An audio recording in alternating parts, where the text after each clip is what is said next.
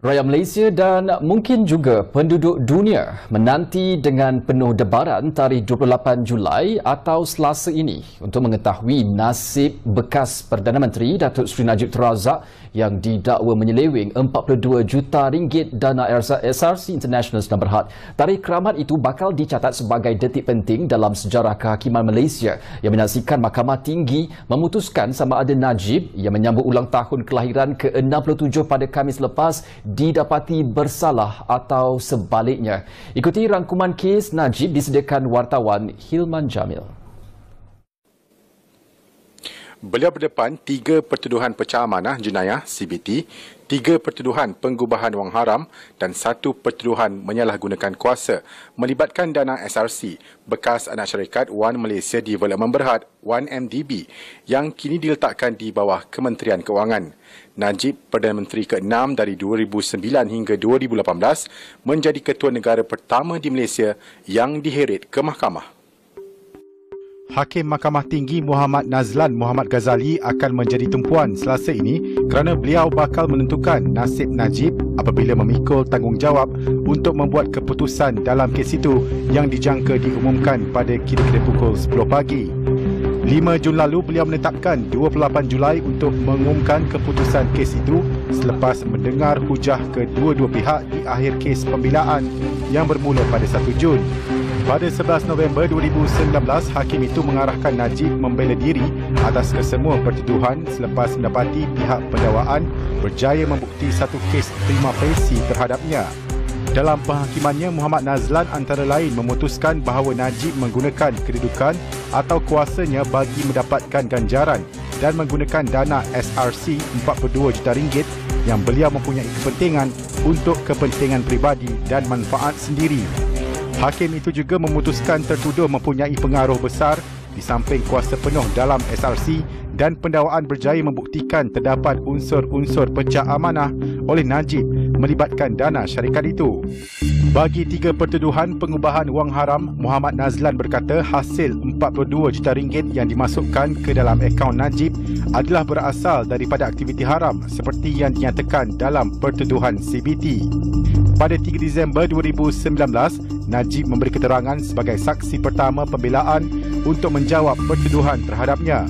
Pembelaan memulakan kesnya dengan Najib membaca pernyataan saksi setebal 243 muka surat yang menyentuh antara lain pelantikan pengarah dana pelaburan negara 1MDB dan Lembaga Pelaburan Terengganu DIA.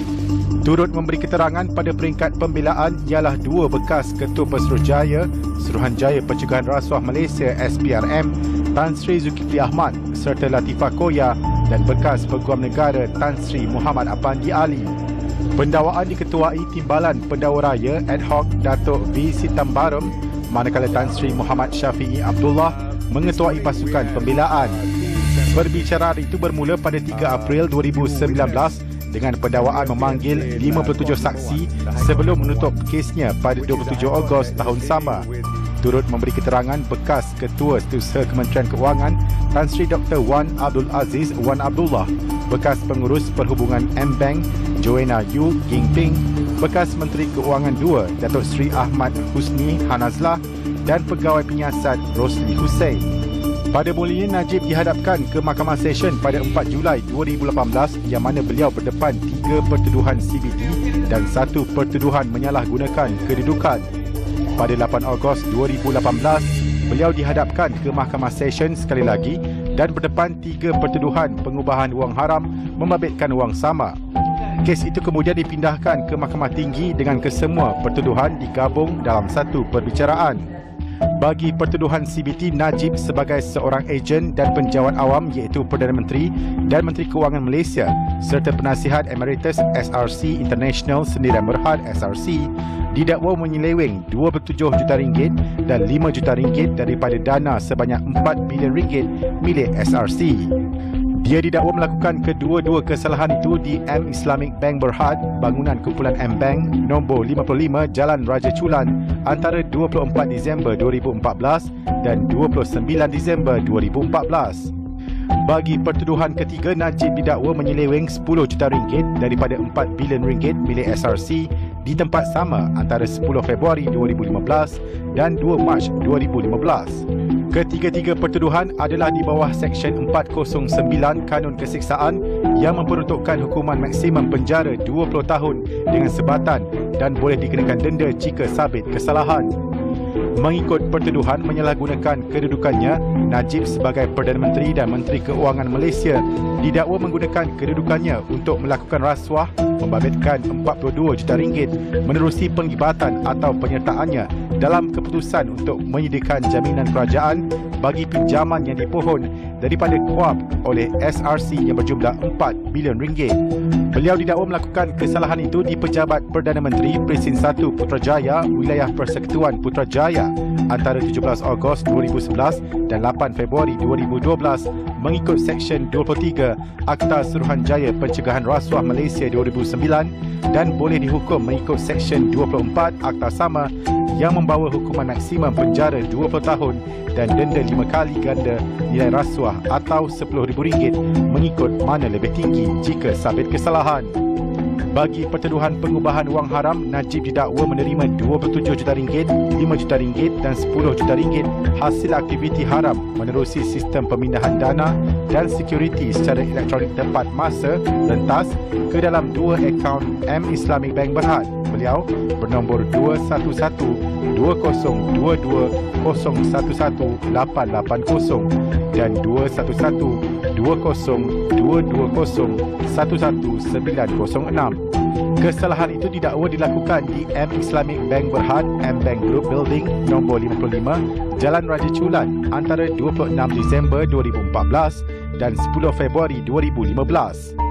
Pertuduhan itu mengikut Seksyen 4-1-B Akta Pengubahan Wang Haram, Pencegahan Pembiayaan Keganasan dan Hasil daripada Aktiviti Haram, Amlat FUA 2001 dan jika sabit kesalahan, bekas Perdana Menteri itu berdepan hukuman maksimum penjara 15 tahun dan denda 5 kali ganda nilai hasil haram atau RM5 juta mengikut mana lebih tinggi bagi setiap pertuduhan. Selain 7 pertuduhan membabitkan dana SRC, Najib berdepan 4 pertuduhan menggunakan kedudukannya untuk mendapatkan ganjaran sebanyak RM2.3 bilion membabitkan dana 1MDB dan 21 pertuduhan pengubahan wang haram membabitkan wang sama. Kes itu masih dibicarakan di peringkat pendakwaan di hadapan Hakim Mahkamah Tinggi Colin Lawrence Secura. Najib turut didakwa menggunakan kedudukannya untuk mengarahkan pindaan terhadap laporan akhir audit 1MDB yang telah dimuktamadkan Ketua Audit Negara sebelum laporan itu sekali lagi dimuktamad dan dibentang di hadapan Jawatankuasa Kira-Kira Wang Negara PAC bagi mengelak sebarang tindakan diambil terhadapnya. Manakala bekas Ketua Pegawai Eksekutif 1MDB Arul Kanda Kandasamy didakwa bersubahat dengan Najib melakukan pindaan itu bagi melindungi beliau daripada diambil tindakan. Kes itu didengar di hadapan Hakim Mahkamah Tinggi Muhammad Zaini Mazlan. Najib juga berdepan 3 pertuduhan pengubahan wang haram membabitkan RM27 juta dana SRC dan ia masih di peringkat pengurusan kes di hadapan Muhammad Zaini.